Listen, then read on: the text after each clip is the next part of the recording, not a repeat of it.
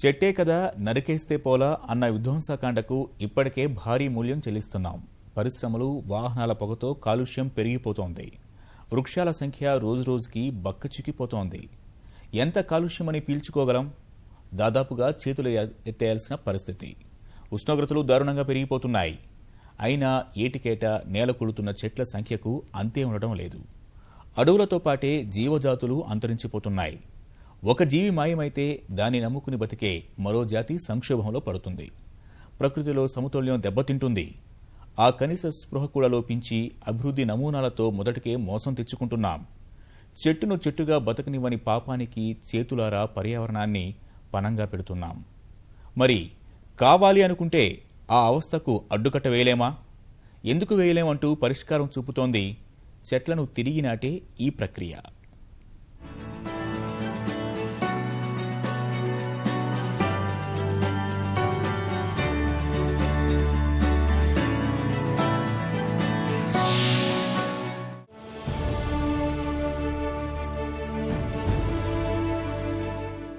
అభివృద్ధి కార్యక్రమం ఏదైనా తొలివేటు పడేది చెట్లపైనే.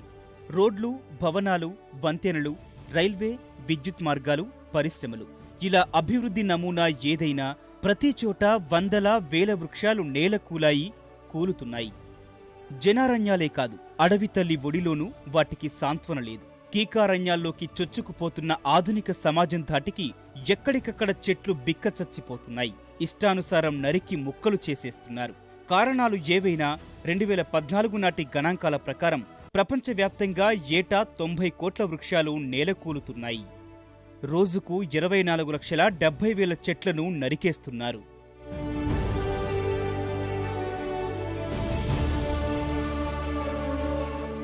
మన దేశవ్యాప్తంగానూ అదే పరిస్థితి.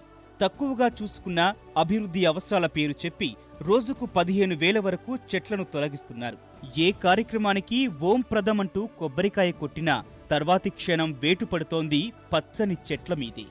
ఉదాహరణకు దేశ రాజధాని ఢిల్లీ మెట్రోనే తీసుకుంటే 2 దశల్లో విస్తరణ పేరిట 34,000 చెట్లు నేలకొరిగాయి. 3వ దశ కోసం మొత్తం 11,000 వరకు చెట్లు తొలగిస్తున్నారు. దేశవ్యాప్తంగా కనీసం 33% ఉండాల్సిన పచ్చదనం 21%కే పరిమితం కావడంలో ఇలాంటి ఎన్నో స్వయంకృతాపరాధాలు. చెట్టు కనపడ్డం పాపమన్నట్లు నరికేస్తున్న ఈ విధ్వంసకాండ ఫలితంగానే ముఖ్యంగా నగరాల్లో పచ్చదనం జాడ లేకుండా పోతోంది. కాంక్రీటు అరణ్యాలు కుతకుతా ఉడికిపోతున్నాయి.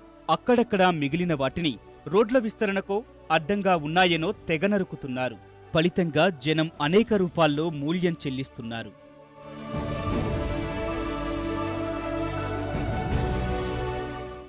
నిజానికి అంత విధ్వంసం అవసరమా అన్న ప్రశ్నకు ఏ ఒక్కరి వద్ద సూటి సమాధానం కనిపించదు.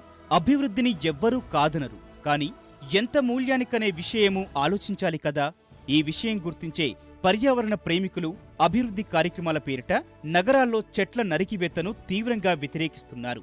ఢిల్లీ అయినా, ముంబై అయినా, బెంగళూరు, చెన్నై, హైదరాబాద్, ఇలా ఏ నగరమైనా చెట్లను కొట్టొద్దని ఆందోళన బాట పడుతున్న ఉదంతాలు కోకొల్లలు. ప్రస్తుతం హైదరాబాద్ కేబీఆర్ పార్క్ కేంద్రంగా కూడా ఇదే తరహా ఆందోళనలు జరుగుతున్నాయి. స్ట్రాటజిక్ రోడ్ డెవలప్మెంట్ పై వ్యతిరేకతకు అదే కారణం. ప్రస్తుతం ఆ విషయంపై హైకోర్టులో కేసులు కూడా నడుస్తున్నాయి. ఎస్ఆర్డీపీ కోసం హైదరాబాద్ మొత్తం మీద 3,000 వృక్షాలను తొలగించాల్సి రావడమే ఇంతటి వివాదానికి మూలం. కేబీఆర్ పార్క్ వద్దే 1,100 చెట్లు కొట్టాల్సి ఉంది. అంతకుముందు మెట్రో కోసం ఇలానే 3,000కు పైగా చెట్లు తొలగించాల్సి వచ్చింది.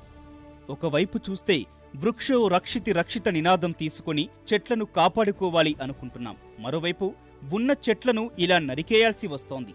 నిబంధనల ప్రకారం నరికివేస్తున్న వాటికి ప్రత్యామ్నాయంగా కొత్తగా మొక్కలు నాటుతున్న ఏళ్లనాటి భారీ వృక్షాలపై గొడ్డలి పడటాన్ని మాత్రం ఎవరూ ఆపలేకపోతున్నారు. పుడమి పచ్చదనం అనుబంధాన్ని త్రుటిలో తుంచేస్తున్నారు.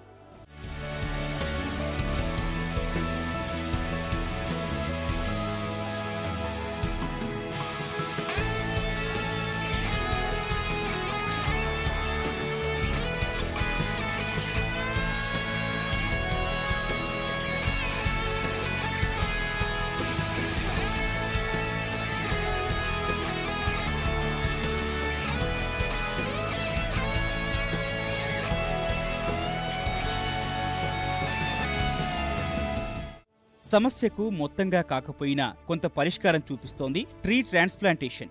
ఒక్క మాటలో చెప్పాలంటే వృక్షాల్ని కొట్టేయకుండా ఉన్న వాటిని అదే పలంగా ప్రాణాలతో వేరే చోటుకు తరలించడం అన్నమాట. విదేశాల్లో ఎప్పటినుంచో వాడుకలో ఉన్న ఈ విధానం ఈ మధ్య కాలంలో మన దేశంలోనూ బాగా ప్రచారంలోకి వస్తోంది. అభివృద్ధి పనుల కోసం నరికి వేయాలనుకుంటున్న చెట్లలో కొన్నింటినైనా మరో చోటకు తరలించి వాటికి పునర్జన్మ ప్రసాదించడమే ఈ కార్యక్రమ లక్ష్యం. వందల ఏళ్ల వయసుతో వారసత్వ సంపదగా మిగిలిన అపురూప వృక్షాలను భవిష్యత్ తరాలకు ప్రాణాలతో ఉంచడానికి ఇది ఎంతో ఉపయోగపడుతుంది.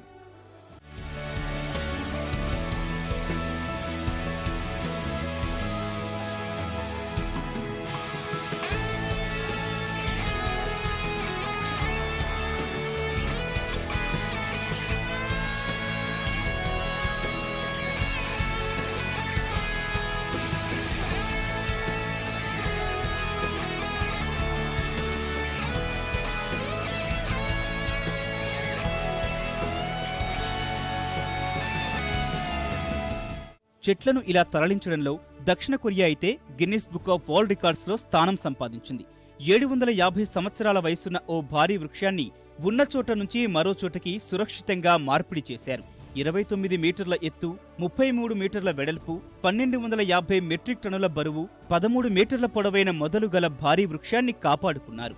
దక్షిణ కొరియాలోని కయింగ్బక్ ప్రాంతంలోని ఈ చెట్టు ఉండేది. అక్కడ భారీ జలాశయం ఇంహా నిర్మించాల్సి రావడం వల్ల అది మునిగిపోయే ముప్పు ఏర్పడింది. ఆ వారసత్వ సంపదను వదులుకోలేక తరలింపు విధానాన్ని ఆశ్రయించారు. అయితే చెట్టు మరీ పెద్దది కావడం వల్ల సంక్లిష్టతలు అధిగమించడానికి దాదాపు 4 ఏళ్లు కష్టపడ్డారు. 1990లో మొదలుపెట్టిన ఈ పని 1994కి పూర్తయింది. ఒక చెట్టును కాపాడుకోవడానికి పడిన ఈ సుదీర్ఘమైన శ్రమకే గిన్నిస్ బుక్లో స్థానం లభించింది. 2014లో అమెరికాలోని హ్యూస్టన్ నగరంలో అయితే ఏకంగా ఒక ఉద్యానవనం మొత్తం ఇలా వేరే చోటకు తరలించారు. 5.9 ఎకరాల్లో ఉన్న లెవీ పార్క్లోని 8 భారీ ఓక్ వృక్షాలను కొత్త స్థానాల్లో పదిలంగా నాటారు. పిల్లల పార్కుని మరింతగా అభివృద్ధి చేయడం కోసం 40 నుంచి 70 ఏళ్ల వయసున్న ఆ చెట్లను కొట్టేయడానికి మనసు రాక అలా వాటిని వేరే చోటకు తరలించారు.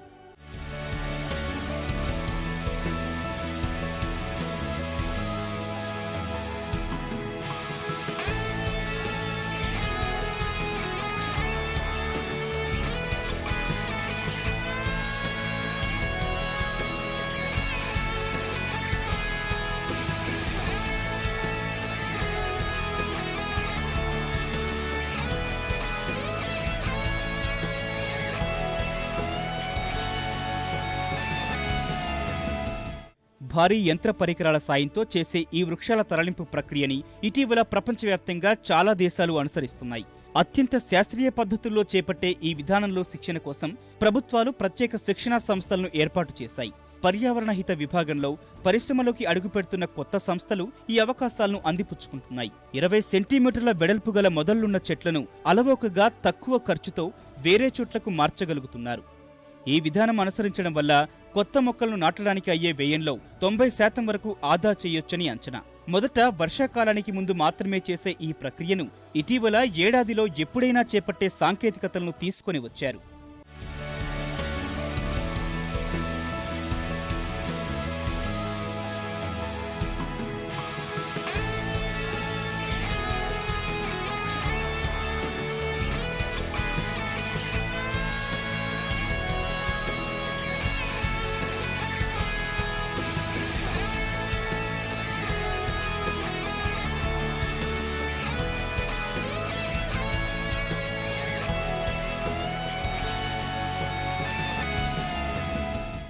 మన దేశంలో ప్రపంచంలోని అత్యంత వేగంగా అభివృద్ధి చెందుతున్న నగరాల్లో 4వది అయిన సూరత్లోనూ వృక్షాల తరలింపులో మంచి ఫలితాలు సాధించారు. మరెక్కడా జరగని విధంగా దాదాపు 5,000 వృక్షాలను ఉన్న చోట నుంచి తీసి వేరే చోట నాటారు. వాటిల్లో 90% ప్రాణాలతో నిలిచాయి. ఆ వృక్షజాతులు తరలించినా తట్టుకునేవి కావడం వల్ల వారికి మరికొంత సహకారం అందినట్లయింది. అడుగు నుంచి 3.5 అడుగుల మొదళ్లు గల వృక్షాలను శాస్త్రీయ పద్ధతిలో పెకలించి వేరే చోట నాటారు. కొమ్మలు, వేళ్లు కొంతవరకు తొలగించి సులువుగా వాటిని మార్చగలిగారు. రవాణా సమయంలో దెబ్బలు తగలకుండా, వేళ్లు బయటపడకుండా జాగ్రత్తలు తీసుకున్నారు. నరేంద్ర మోదీ గుజరాత్ ముఖ్యమంత్రిగా ఉన్న సమయంలో చెట్లను తరలించే విధానాలపై దృష్టి సారించారు.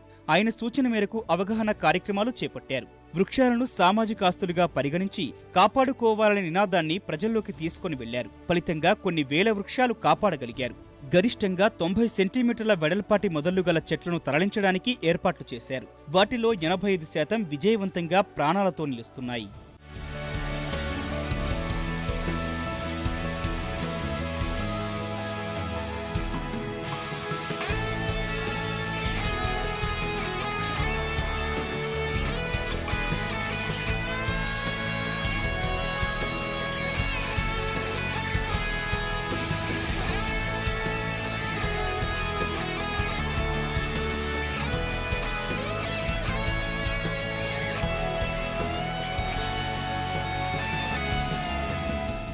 హైదరాబాద్ మెట్రోనే తీసుకుంటే నష్ట నివారణ కోసం సాధ్యమైనంత ఎక్కువ చెట్లని మరొక చోటకు తరలించాలని నిర్ణయించారు.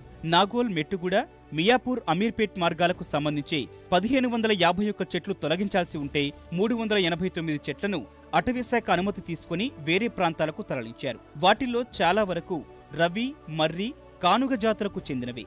మొత్తంగా 2000 వరకు వృక్షాల్ని వివిధ ప్రాంతాలకు తీసుకెళ్లి నాటారు. ఇప్పుడు అదే బాటలో కేబీఆర్ పార్క్ వద్ద చెట్లు కూడా పూర్తిగా వేరొక చోటకు తరలించి నాటడం కోసం బల్దియా కసరత్తు చేస్తోంది. ఈ ఫలితాలు చూసే పర్యావరణ అనుమతుల్లో వేగం పెంచేందుకు కేంద్ర ప్రభుత్వం రహదారుల ఒప్పందాల్లో వృక్షాల తరలింపు నిబంధన తప్పనిసరి చేసే ఆలోచనలో ఉంది. అది అమల్లోకి వస్తే గుత్తేదారు సాధ్యమైనన్ని ఎక్కువ వృక్షాలను వేరే చోటకు తరలించి నాటాల్సి ఉంటుంది. 30,000 కోట్ల రూపాయలకు సంబంధించిన రహదారి ప్రాజెక్టుల పర్యావరణ అనుమతులు పెండింగ్లో ఉన్నాయి. అవన్నీ త్వరితగతిన ఆమోదం పొందడానికి ఇదే మేలైన మార్గమని భావిస్తున్నారు. అందుకోసం మొత్తం ప్రక్రియను పర్యవేక్షించేందుకు ఢిల్లీలోని ట్రాన్స్పోర్ట్ భవన్లో ప్రత్యేక హరిత విభాగం ఏర్పాటు చేసే ఆలోచనలో ఉన్నారు. ఇందుకు కావాల్సిన సాంకేతిక పరిజ్ఞానాన్ని కెనడా నుంచి దిగుమతి చేసుకోవాలని నిర్ణయించారు. ఆ నిబంధనలు అమల్లోకొస్తే గుత్తేదారులు వృక్షాల తరలింపు కోసం ప్రత్యేక బడ్జెట్ కేటాయించాల్సి ఉంటుంది. ప్రాజెక్టు వ్యయంలో 1% పచ్చదనం కోసం వెచ్చించాలి. ఈ విధానంలో ఎవరికి వారు వ్యక్తిగతంగా కూడా తాము ప్రేమించే వృక్షాలను అనవసరంగా నరికివేయకుండా మరొక చోటకు తరలించి కాపాడుకోవచ్చు. కాస్తంత ఖర్చుతో కూడుకున్న అంశమైన ఆ చెట్ల చల్లనీడ, వాటి అనుబంధం అందించే అనుభూతులతో పోల్చుకుంటే అదేమంత పరిగణలోకి తీసుకోవాల్సిన విషయం కాదు.